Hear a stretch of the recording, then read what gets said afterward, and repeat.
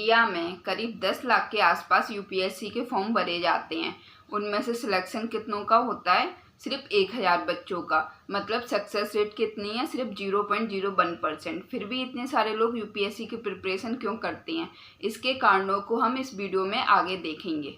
सबसे बड़ा कारण आपको इस वीडियो के एंड में देखने को मिलेगा। सबसे पहला और प्रैक्टिकल कारण तो ये है कि लोगों को लाइफ में कुछ ना कुछ करना होता है, तो अगर किसी ना किसी चीज़ की प्रिपरेशन करनी है, पढ़ाई करनी है, जॉब करनी है, तो फिर यूपीएससी में क्या बुराई है? यूपीएससी की ही कर लेते हैं। दूसरा कारण है गरीबी। भारत में ज़्यादातर लोग मिडिल क्लास फैमिली से आते हैं। उनके पास इतने पैसे नहीं होते हैं कि अपने बच्चों को एक हायर इंस्टीट्यूट में पढ़ाई करा सके, वहाँ की लाखों की फीस दे सकें। इस कारण माता पिता और बच्चों द्वारा सोचा जाता है कि फिर यूपीएससी की तैयारी कर लेते हैं, किसी नॉर्मल कॉलेज से बीए की डिग्री कर लेते हैं, उसके बाद यूपीएससी की प्रिपरेशन करेंगे और जॉब लग जाएगी। तीसरा कारण है हमारी सोसाइटी। हमारी सोसाइटी में यूपीएससी के बाद जो जॉब मिलती है उसको बड़ी इज्जत के साथ देखा जाता है। मतलब पावर आती है यूपीएससी के साथ में।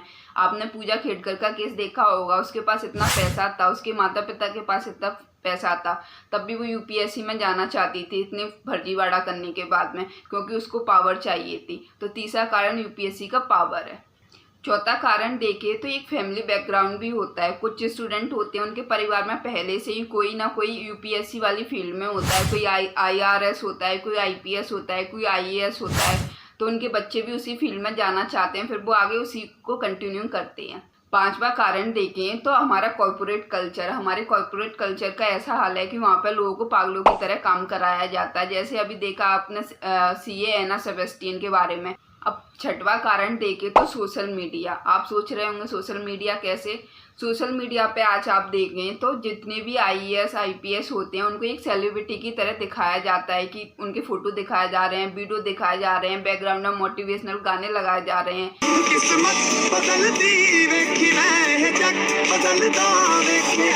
जिस कारण बच्चे उनको देख के मोटिवेट होते हैं कि एक दिन उनको वो सब करना है।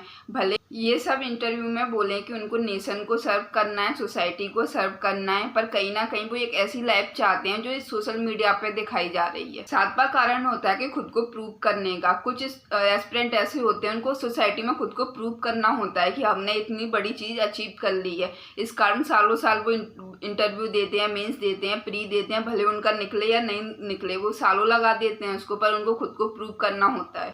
आठवां कारण है हमारे मोटिवेशनल गुरु। वो बोलेंगे कि नदी कभी रुकती है, वो हमेशा बहती रहती है। फिर तुम क्यों हार मान रहे हो? तुम लगे रहो, तुम एक दिन करके दिखाओगे। तो बच्चे देखते हैं, वो सोचते हैं हम भी करके दिखा देंगे। नौवां कारण है हमारा सोशल स्ट्रक्चर, जिसमें क्लास, कास्ट, वेल्थ के आधार पर लोगों के साथ भेदभाव किया जाता है।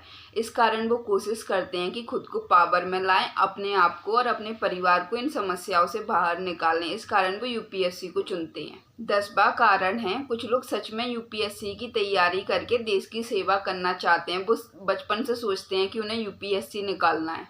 लास्ट और सबसे बड़ा कारण है हमारा एजुकेशन सिस्टम। बच्चों को स्किल्स ही नहीं सिखाई जाती हैं। जब कॉर्पोरेट सेक्टर में वो जाते हैं तो उनके पास स्किल नहीं होती हैं जिससे वो जॉब प्राप्त कर सके। इस कारण थक हार के उनको ऐसे किसी एग्जाम की प्रिपरेशन करनी होती है जिसमें वो कई साल लगाएं और बाद में जॉब पा लें। अगर कोई किसी स्टार्टअप या बिजनेस की सोचे तो हमारी सोसाइटी द्वारा उसे सपोर्ट नहीं किया जाता। साथ ही साथ उसके लिए लार्ज अमाउंट में मनी और रिस्क की ज़रूरत है जो हर किसी के पास नहीं होती है।